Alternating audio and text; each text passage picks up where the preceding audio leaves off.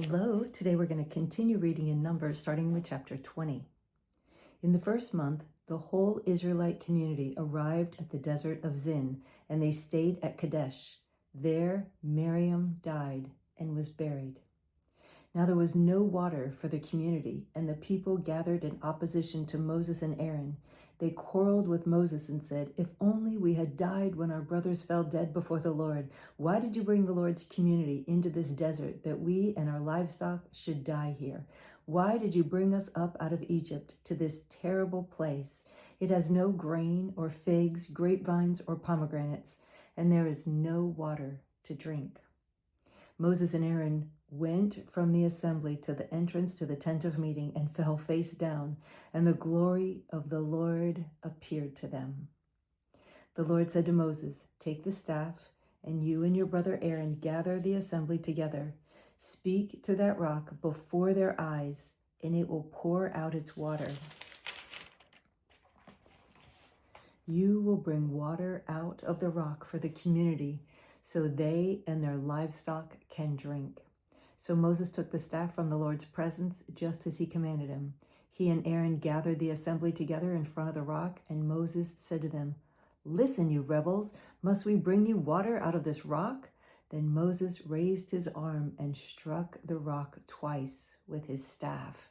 Water gushed out, and the community and their livestock drank.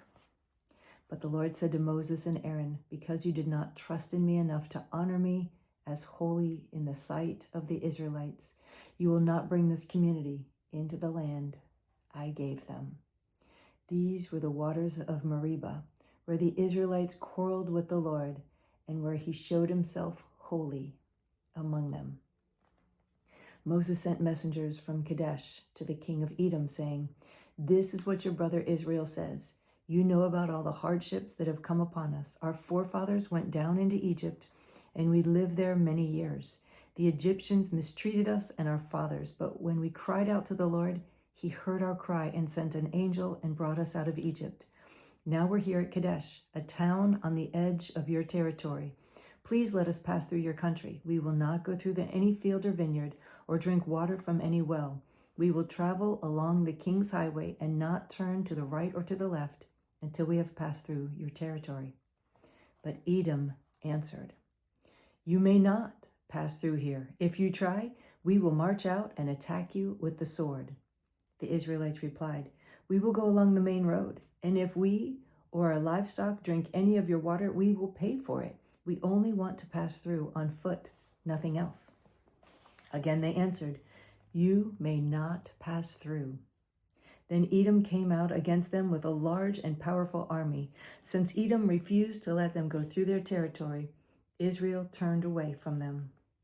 The whole Israelite community set out from Kadesh and came to Mount Hor.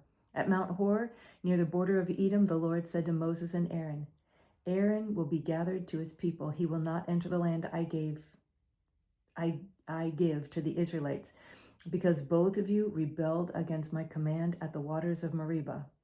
Get Aaron and his son Eleazar and take them up Mount Hor. Remove Aaron's garments and put them on his son Eleazar, for Aaron will be gathered to his people. He will die there." Ugh, that's so sad. Moses did as the Lord commanded. They went up Mount Hor in the sight of the whole community. Moses removed Aaron's garments and put them on his son Eleazar, and Aaron died there on top of the mountain. Then Moses and Eleazar came down from the mountain, and when the whole community learned that Aaron had died, the entire house of Israel mourned for him 30 days. When the Canaanite king of Arad, who lived in the Negev, heard that Israel was coming along the road to Atharim, he attacked the Israelites and captured some of them. Then Israel made this vow to the Lord: "If you will deliver these people into our hands, we will totally destroy their cities." The Lord listened to Israel's plea and gave the Canaanites over to them. They completely destroyed them and their towns, so the place was named Hormah.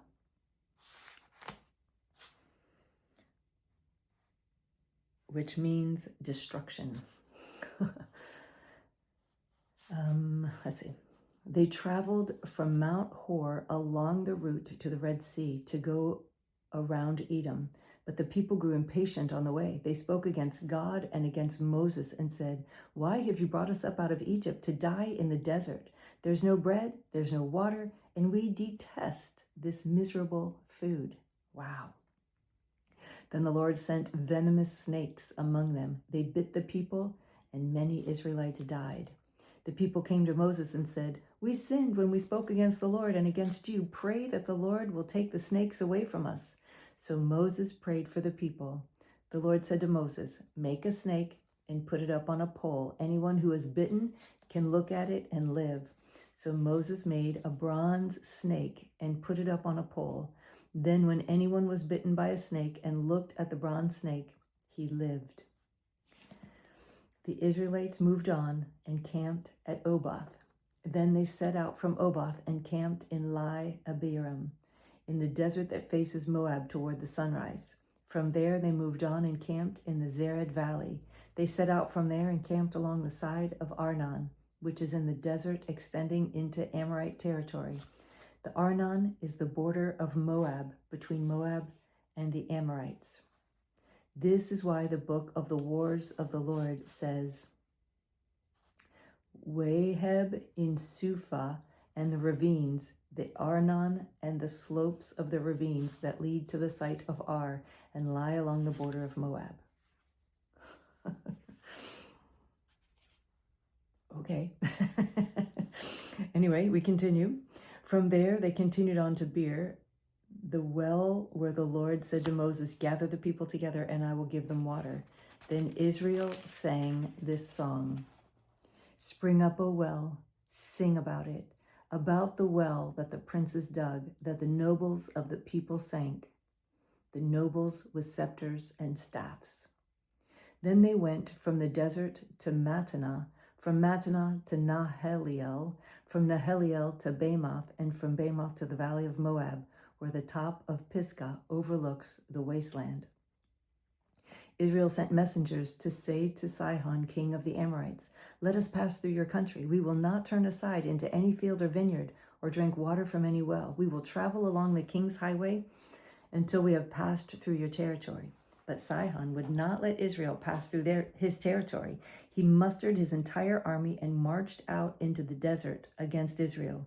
When he reached Jahaz, he fought with Israel. Israel, however, put him to the sword and took over his land from the Arnon to the Jabbok, but only as far as the Ammonites, because their border was fortified. Israel captured all the cities of the Amorites and occupied them, including Heshbon and all its surrounding settlements. Heshbon was the city of Sihon, king of the Amorites, who had fought against the former king of Moab and had taken from him all his land as far as the Arnon. This is why the poets say, "Come to Heshbon and let it be rebuilt. Let Sihon's city be restored." Fire went out from Heshbon, a blaze from the city of Sihon. It consumed Ar of Moab, the citizens of Arnon's heights. Woe to you, O Moab! You are destroyed, O people of Chemosh. He has given up his sons as fugitives and his daughters as captives to Sihon, king of the Amorites. But we have overthrown them. Heshbon is destroyed all the way to Dibon. We have demolished them as far as Nophah, which extends to Medeba.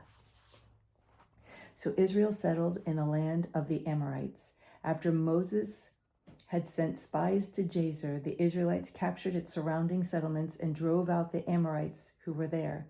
Then they turned and went up along the road toward Bashan, and Og, king of Bashan, and his whole army marched out to meet them in battle at Edrei. The Lord said to Moses, "Do not be afraid of him, for I have handed him over to you. With his whole army and his land, do to him what you did to Sihon, king of the Amorites, who reigned in Heshbon." So they struck him down, together with his sons and his whole army, leaving them no survivors, and they took possession of his land. Wow. Here are the stages in the journey of the Israelites when they came out of Egypt by divisions under the leadership of Moses and Aaron. At the Lord's command, Moses recorded the stages in their journey. This is their journey by stages. The Israelites set out from Ramesses on the 15th day of the first month. the day after the Passover. They marched out boldly in full view of all the Egyptians who were burying all their firstborns, whom the Lord had struck down among them, for the Lord had brought judgment on their gods. The Israelites left Ramesses and camped at Succoth. They left Succoth and camped at Etham on the edge of the desert. They left Etham, turned back to Pi-hahiroth to the east of Baal-zephon, and camped near Migdol.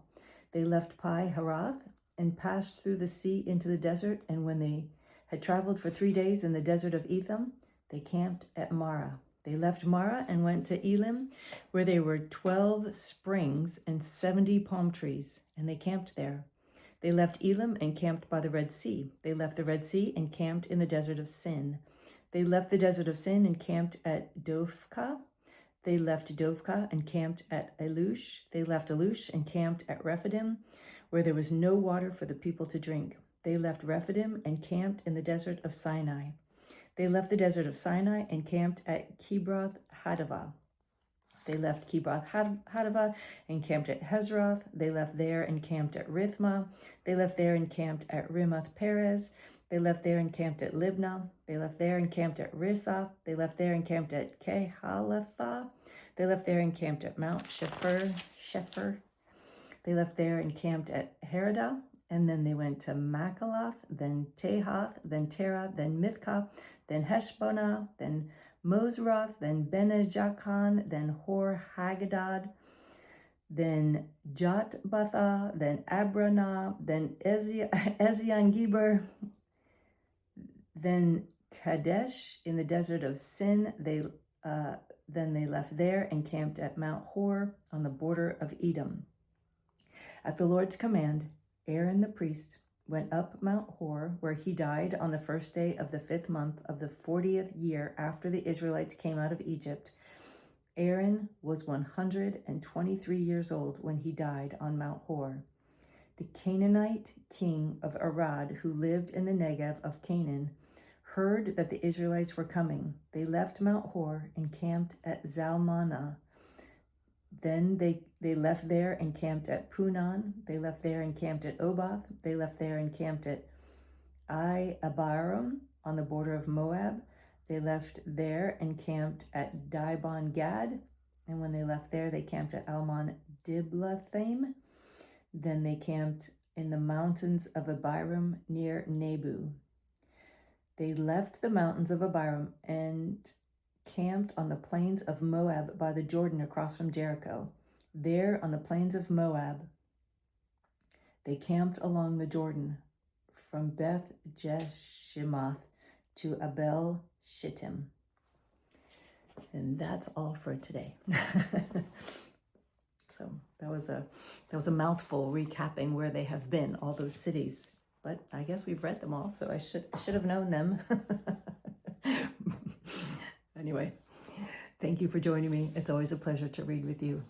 I love you so much. Bye.